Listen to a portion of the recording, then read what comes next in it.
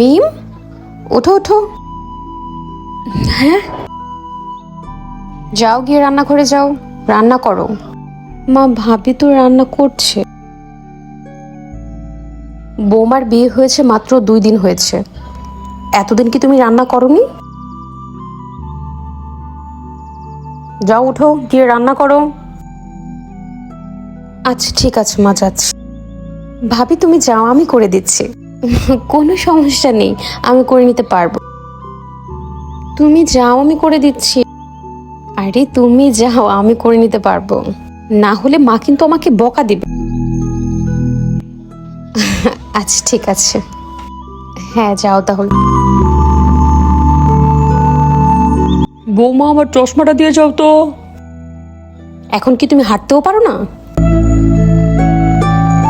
বৌমা এখানে 2 দিন ধরে এসেছে, এখনই ওকে অর্ডার দিতে হবে? যাও গিয়ে নিজের কাজ করো।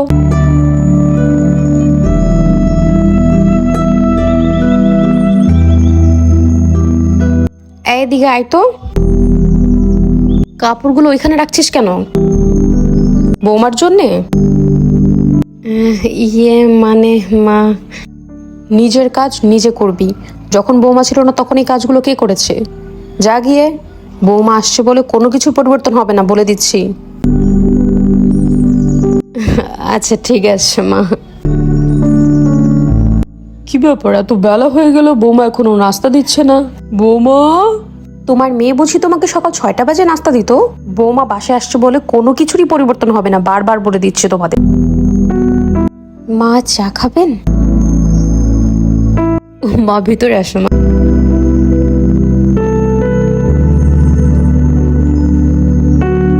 বসো এখানে।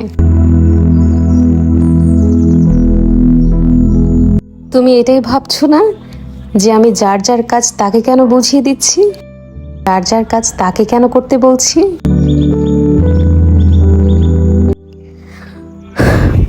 কারণ আমি জানি একটা মেয়ে তার বাবার বাড়িতে কতটা যত্নে থাকে, আর শ্বশুর বাড়িতে আসার সাথে সাথে সবার দায়িত্ব তার উপর চাপিয়ে দেওয়া হয়, সবার কাজ তার উপর চাপিয়ে দেওয়া হয়। আর এইটুকু বয়সে এত চাপ নেওয়া সম্ভব হয় না কারো পক্ষে।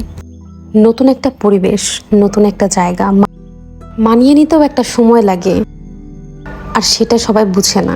আমার সাথেও এমন হয়েছিল, তাই আমি চাই না আমার সাথে যেটা হয়েছিল সেটা আমার ছেলের বউয়ের সাথে হোক। আর এই জন্য আমি যার যার কাজ তাকে তাকে করতে বলেছি। মা, আপনি আমার শাশুড়ি না, আপনি আমার নিজের মা।